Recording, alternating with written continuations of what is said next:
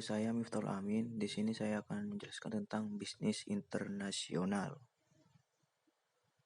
Bisnis internasional merupakan kegiatan bisnis yang dilakukan antara negara yang satu dengan negara yang lain. Hakikat bisnis internasional. Bisnis internasional merupakan kegiatan bisnis yang dilakukan melewati batas-batas suatu negara. Transaksi bisnis seperti ini merupakan transaksi bisnis internasional. Adapun transaksi bisnis yang dilakukan oleh suatu negara dengan negara lain yang sering disebut sebagai bisnis internasional trade. Di lain pihak, transaksi bisnis itu dilakukan oleh suatu perusahaan dalam suatu negara dengan perusahaan lain atau individu negara lain tersebut. Pemasaran internasional atau international marketing. Pemasaran internasional inilah yang biasanya diartikan sebagai bisnis internasional, meskipun pada dasarnya ada dua pengertian.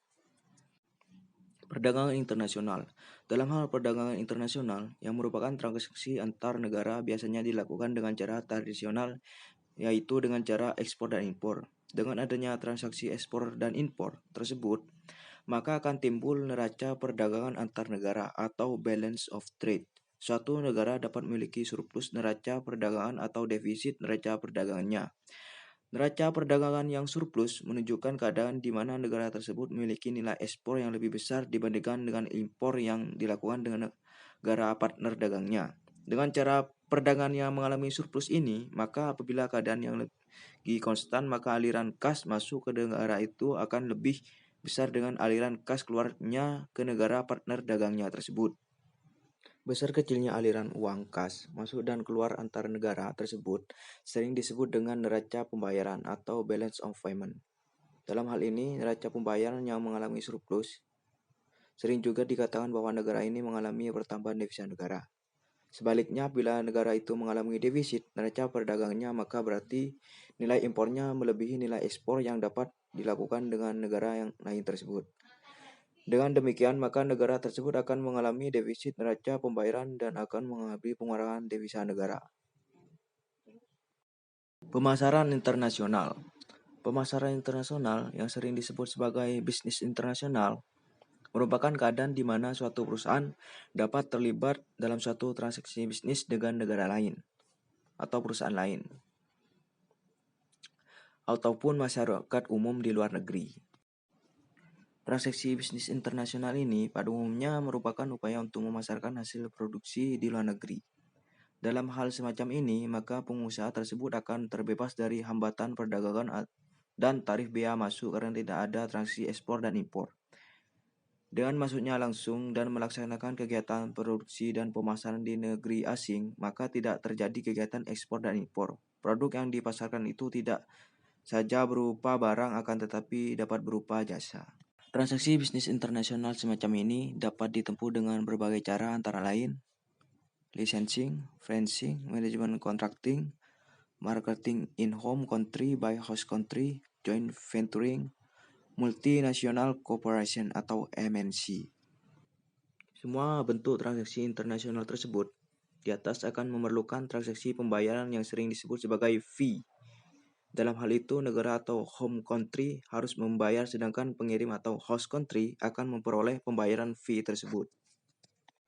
Alasan melaksanakan bisnis internasional. 1. Spesialis antar bangsa dan bangsa. 2. Pertimbangan pengembangan bisnis. Spesialis antar bangsa-bangsa. Yang pertama, memanfaatkan semaksimal mungkin kekuatan yang ternyata benar-benar paling unggul sehingga dapat menghasilkannya secara lebih efisien dan paling murah di antara negara-negara yang lain. Kedua, menitik beratkan pada komoditi yang memiliki kelemahan paling kecil di antara negara-negara yang lain. Ketiga, mengkonsentrasikan perhatiannya untuk memproduksikan atau menguasai komoditi yang memiliki kelemahan yang tertinggi bagi negerinya. Keunggulan absolut. Yang pertama, suatu negara dapat dikatakan memiliki keunggulan absolut apabila negara itu memegang monopoli dalam produksi dan perdagangan terhadap produk tersebut. Yang kedua, hal ini akan dapat dicapai kalau tidak ada negara lain yang dapat menghasilkan produk tersebut sehingga negara itu menjadi satu-satunya negara penghasil pada umumnya disebabkan karena kondisi alam yang dimilikinya. Misalnya, hasil tambang, perkebunan, kehutanan, pertanian, dan sebagainya. Di samping kondisi alam, keunggulan absolut dapat pula diperoleh dari suatu negara yang mampu untuk memproduksikan suatu komoditi yang paling murah di antara negara-negara lainnya. Yang kedua, keunggulan semacam ini pada umumnya tidak akan dapat berlangsung lama karena kemajuan teknologi akan dengan cepat mengatasi cara produksi yang lebih efisien dan ongkos yang lebih murah. Selanjutnya adalah keunggulan kooperatif. Konsep keunggulan kooperatif ini merupakan konsep yang lebih realistik dan banyak terdapat dalam bisnis internasional. Suatu keadaan di mana suatu negara memiliki kemampuan yang lebih tinggi untuk menawarkan produk tersebut dibandingkan negara lain.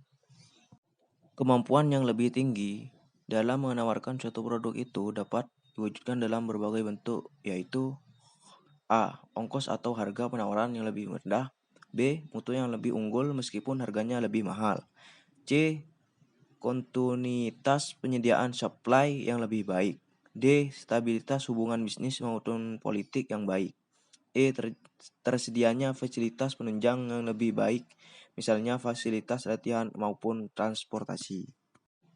Pertimbangan pengembangan bisnis. Yang pertama, memanfaatkan kapasitas mesin yang lebih masih menganggur yang dimiliki oleh suatu perusahaan. Yang kedua, produk tersebut di dalam negeri sudah mengalami tingkat kejenihan dan bahkan mungkin sudah mengalami tahapan penurunan atau decline phase.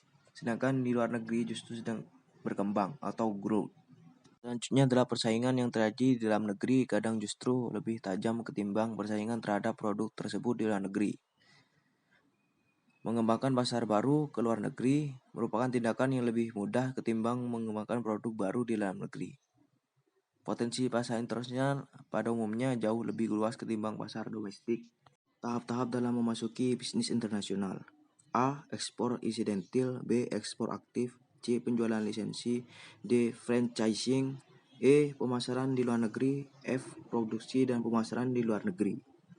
Ekspor insidentil. Pertama, dalam rangka untuk memasuki ke dalam dunia bisnis internasional, suatu perusahaan pada umumnya dimulai dari suatu keterlibatan yang paling awal, yaitu dengan memerlukan ekspor insidentil. Yang kedua, dalam tahap awal ini, pada umumnya terjadi pada saat adanya kedatangan orang asing di negeri kita, kemudian dia membeli barang-barang dan kemudian kita harus mengirimkannya ke negeri asing itu.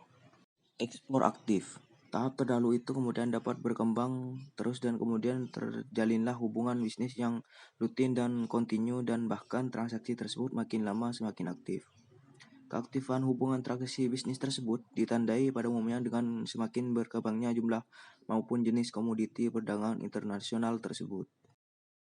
Ekspor aktif. Dalam tahap ini perusahaan negeri sendiri mulai aktif untuk melaksanakan manajemen atas transaksi itu. Tidak seperti tahap awal di mana pengusaha hanya bertindak pasif. Oleh karena itu, dalam tahap ini sering pula disebut sebagai tahap ekspor aktif. Sedangkan tahap pertama tadi disebut tahap pembelian atau purchasing.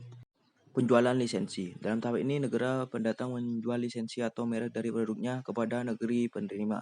Kedua, dalam tahap ini yang dijual adalah hanya merek atau lisensinya saja, sehingga negara penerima dapat melakukan manajemen yang cukup luas terhadap pemasaran maupun proses produksinya terhadap bahan baku serta aparatannya. Ketika untuk keperluan pemakaian lisensi tersebut, maka perusahaan dan negara penerima harus membayar fee atau lisensi untuk kepada perusahaan asing tersebut. Franchising. Tahap berikutnya merupakan tahap yang lebih aktif lagi, yaitu perusahaan di suatu negara menjual tidak hanya lisensi atau merek dagangnya saja, akan tetapi lebih lengkap dengan segala atributnya termasuk peralatan, proses produksi, resep-resep campuran, proses produksinya, pengendalian mutunya, pengawasan mutu, bahan baku maupun barang jadinya, serta bentuk pelayanannya. Berikutnya, cara ini sering dikenal sebagai bentuk franchising. Dalam hal bentuk franchise ini, maka perusahaan yang menerima disebut sebagai franchise, sedangkan perusahaan pemberi disebut sebagai franchisor. Kedua bentuk ini pada umumnya berhasil bagi jenis usaha tertentu, misalnya makanan, restoran, supermarket, fitness center, dan sebagainya. Hambatan dalam memasuki bisnis internasional. 1. Batasan perdagangan dan tarif bea masuk. 2. Perbedaan bahasa dan sosial budaya atau culture. 3. Kondisi politik dan hukum atau perundang-undangan. 4. Hambatan operasional. Cukup sekian penjelasan dari saya. Kurang lebihnya mohon maaf. Wassalamualaikum warahmatullahi wabarakatuh.